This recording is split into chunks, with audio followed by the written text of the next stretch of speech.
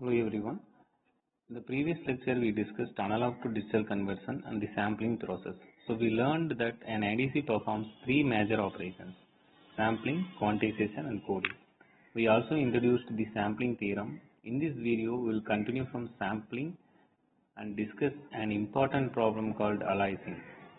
After that we will study the Nyquist rate, the practical sampling rates, quantization error and finally coding.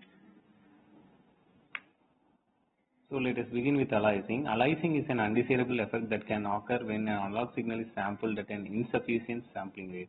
So the basic problem is that two different analog frequencies can produce the same sampled output. In other words, a high frequency analog signal can appear as a low frequency signal after sampling.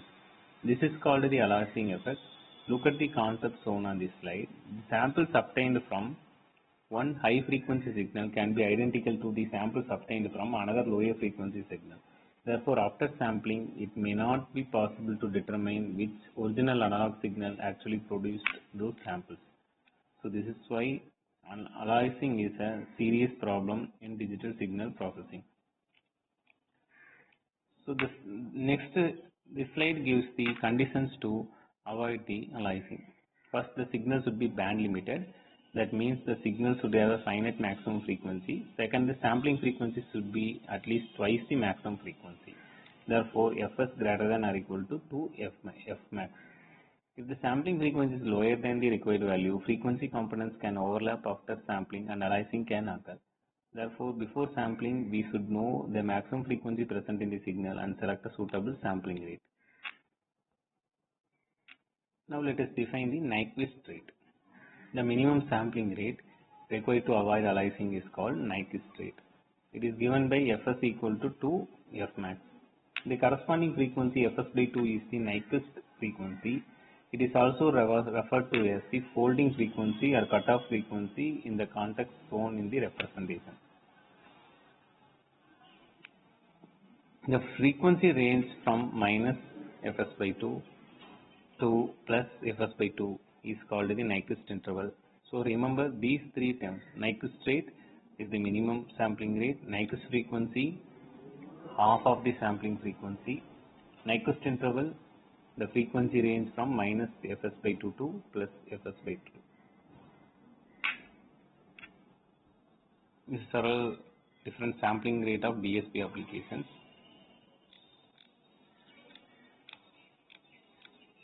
So before going to quantization, we will discuss in detail about the sampling rate and anti-aliasing pre-filter.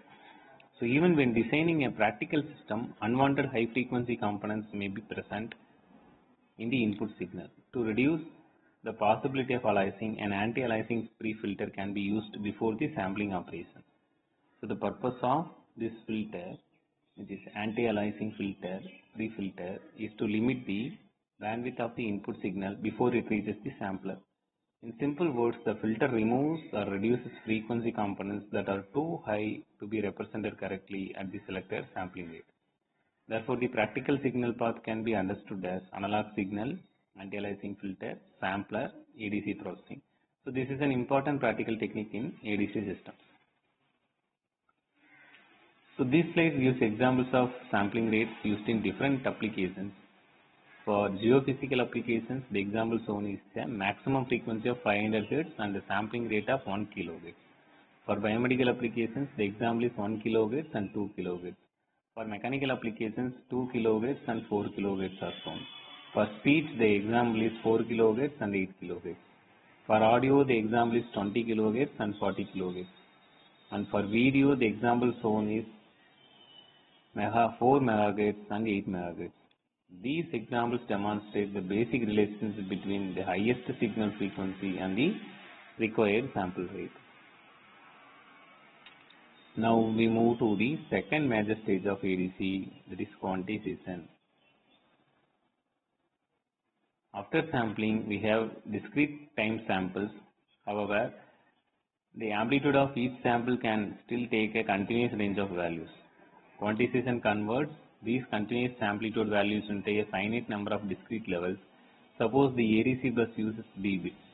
Then the number of quantization levels is L equal to 2 power B. For example, a 3-bit ADC provides 2 power 3 equal to 8 levels. Similarly, an 8-bit ADC provides 2 power 8 equal to 256 levels. Therefore, increasing the number of bits increases the number of available quantization levels. During quantization, the actual sample value is assigned to the nearest available quantization level.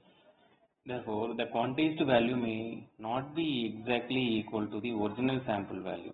So, the difference between the actual sample and the quantized value is called the quantization error. The slide also mentions two techniques for eliminating excess digits during quantization. One is truncation and rounding. In truncation, the value is cut off according to the required precision.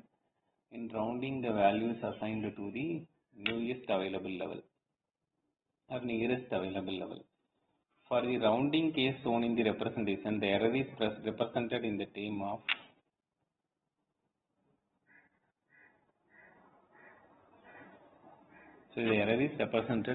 of q by 2, where q represents the quantization step or width between adjacent levels. The important point is that the quantization introduces an error because an infinite range of possible amplitude is presented using a finite number of levels. The third stage is coding in ADC. Once the analog symbols have been quantized, each quantized level must be represented by a unique binary number. This process is called coding. If there are L quantization level, we require sufficient binary combinations to represent all these levels.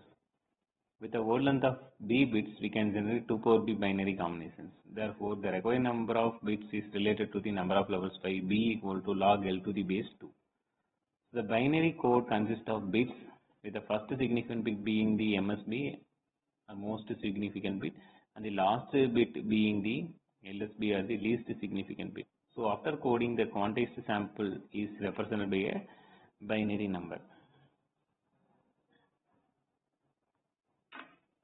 So let us summarize this lecture. First, we studied aliasing, which occurs when sampling rate is insufficient. To avoid aliasing, the signal should be band limited and the sampling frequency should be satisfying the required condition. The minimum sampling rate is called the Nyquist rate. Next, we studied quantization. Quantization converts sampled amplitudes into a finite number of levels, and quantization introduces an error called as quantization error. So the complete ADC process remembered as sampling, quantization and coding. So in the next lecture, we will discuss in detail about digital to analog converter DAC. So thank you for watching this lecture.